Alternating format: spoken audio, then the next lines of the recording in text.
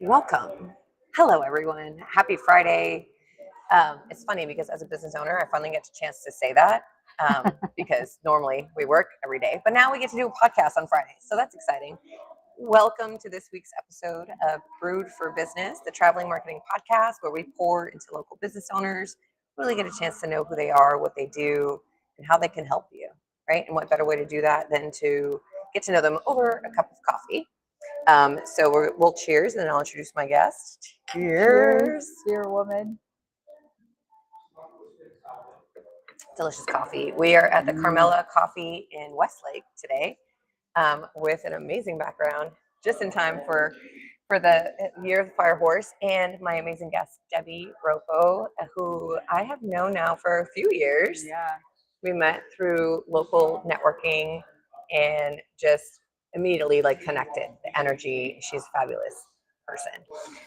And so we'll get a chance to talk about, what she does. But first, where are you originally from? I'm originally from Hubbard, Ohio, a tiny, tiny little town. At 18, I moved away and I moved to Utah, then to the Netherlands, then to Florida, then to Pennsylvania, then to Florida, or to Syracuse, New York, and then back to Florida. All over. And Utah. Did I throw Utah in there? I was Yes. there too. Okay, good. Yes. Good. Yeah. Of all of the places that you have lived, what's been your favorite? The Netherlands. Yeah. I can Yeah. imagine. Yeah, I was there for 4 years and I had my daughter there. We would just hop on the train and just go. We didn't have any agenda. We'd just stop at a fun town, get off, and Explore.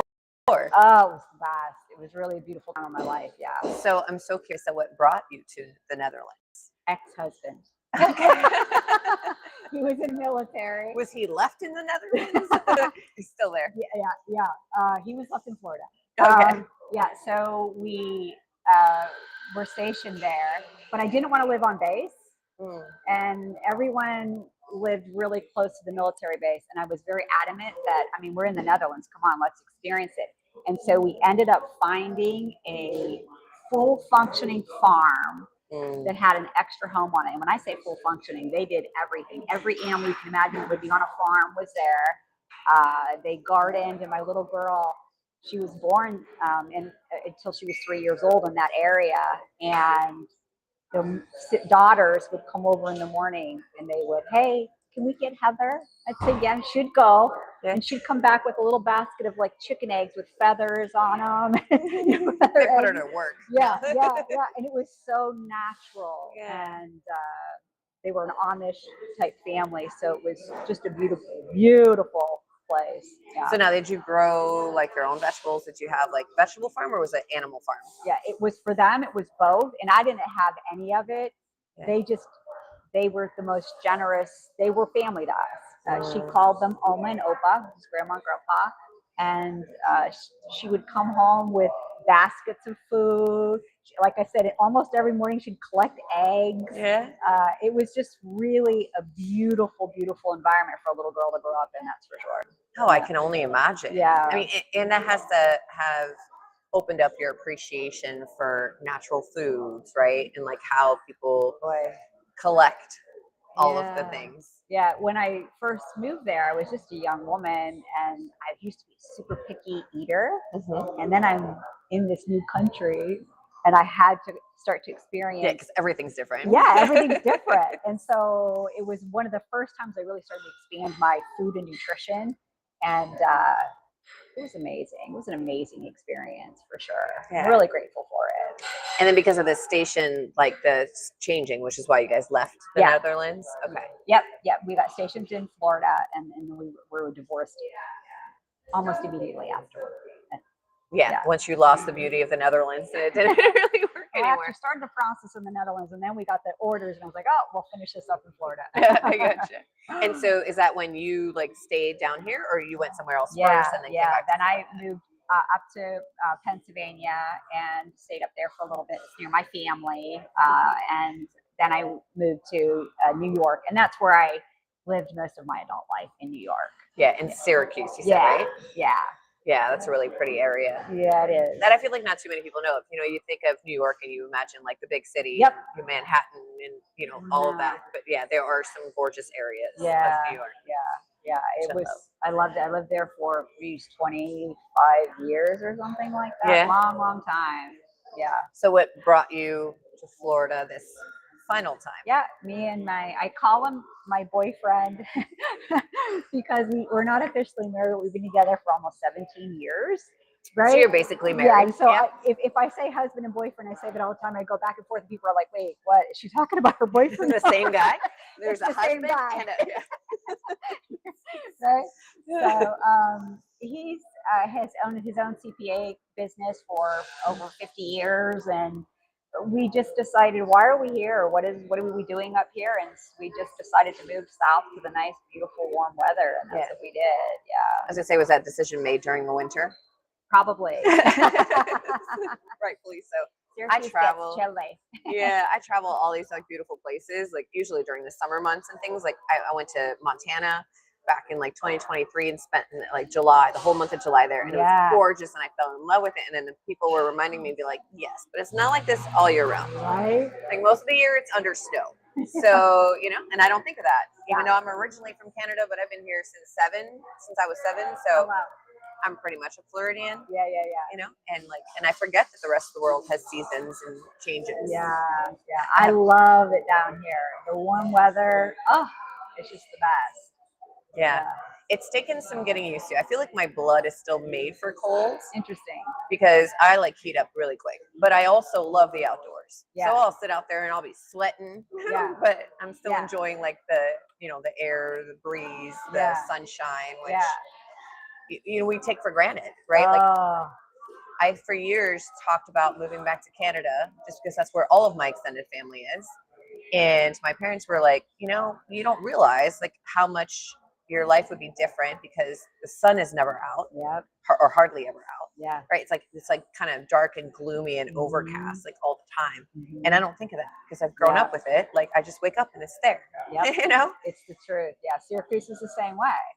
Yeah. And coming down here and having the sun every day almost. And I'm just the opposite. I was always cold. So the sun is perfect. So I'm like, the heat. Yeah. I used to tell people like, there's only so much clothes I could take off to be appropriate. Right. At least the other way around, you can add layers. Sure. This you know? is true. This is true. It's easier. I fought that my entire life. I used to work in a store when like everyone there, I mean, I was probably in my 30s and everyone that worked there was in their 60s and they were all cold all the time. Yeah. And so like the temperature was always like ridiculously hot. And I'm literally sitting at my desk like sweating. And I'm like, guys, you're killing me. Yeah. Slowly. Oh, that's funny. Love it. All right. So you came back here to Florida. And so like, how did you get into business that you are in now? So like this story that I can kind of tell them what it is that you do. Yep. I'm a health coach, and it really started in 2013. I was the office coordinator at an orthopedic surgeon's office. And prior to that, I was an x-ray tech in the same practice, but I started doing little projects for the manager and ended up somehow morphing into just doing projects, which wasn't a great thing because I loved the clients was my favorite part, having patients. Yeah. But I still part-time did some x-ray, and one morning I woke up and I couldn't lift the blankets off of my body and I couldn't put my feet on the ground, and it was that quick for me. Being in x-ray and orthopedic surgery, I knew exactly what it was. But that morning I had to crawl on my elbows and my knees to get to the bathroom. The swelling was so bad. The pain was unbelievable. And it was literally overnight? Yeah. Wow. Yeah. Now, in retrospect, I think that there may have been some symptoms, but you know how we do that? Like little things keep coming up. Oh, it's because we just ignore it. So I believe there may have been some of that going on. That you just totally like ignored. Yeah, but I completely ignored. And I went to the doctor and I was diagnosed with rheumatoid arthritis. And because I had x-rayed for so many years, I x-rayed women, because most of the time it is women. 80 to 90% of autoimmune disease or women are the ones that get diagnosed with it. And I was shocked by it. It felt like when you said the words rheumatoid arthritis, I felt like I got punched in the stomach because of, like I was saying, as an x-ray tech, I x-rayed these women year after year after year. I watched the joints. I talked to them. My patients were like family to me. And I talked to them about their drug interactions that they're having and how sick they felt. And I just didn't want to take that path, but I didn't know what else to do. So I was on this path like this, okay, girl, you're at a crossroads now. You're going to go down that traditional route, or you're going to find something different. Right. So I started to explore, and that's when I found out that the U.S. ranks about 27 in chronic care. And I thought, 27, that seems really low. So, Right. like, what are the top 10? And what do they do? Dare I ask what the top 5 are doing? Right. And I started to research that, and that's where I really came up with functional medicine. And that's where you look at the root cause of what's going on, as opposed to just kind of suppressing the symptom. The way I like to explain it, because a lot of people ask me, what is functional medicine? What does that mean? Imagine you're driving down the road and the light on your car says, warning, warning. You got a red flashing light, warning, warning. You pull into the garage and the guy comes out, the mechanic comes out and he cuts the wire. And now the light's not flashing, but he never opens your hood. Right? In functional medicine, we open the hood and really try to dive deep. And I do want to preface this. Western medicine is amazing, and thank God we have it. And if I ever break my leg, please take me right to the emergency room, right? But so when I found functional medicine and root cause, I started to explore, well, what's up with autoimmune and rheumatoid arthritis, and what are some of the factors that could be affecting me? Because it's different in functional medicine, and in Western medicine, it's normally causes this. It's linear, and in functional medicine, it can be multiple things. So I started to look at all the different reasons why you get rheumatoid arthritis, and I was like, check, check, check. That's me, that's me, that's me. And so I started to go down that path. And when I told my doctor I wasn't going to take the medication, I wanted to just do it in a natural way. He told me, quote, "You don't get on this medication, you will be in a wheelchair in 5 years." I wish I could pan the camera down, but I want to just point out in this moment, she is not in a wheelchair. I am not. And so I went on that path, and I was able to find out, I have leaky gut. I did all the physical things. The nutrition changed, the movement changed, environmental toxins. I had no idea that all the stuff I was slathering on my body and my environment was causing all these problems inside of me. And I got about 75%.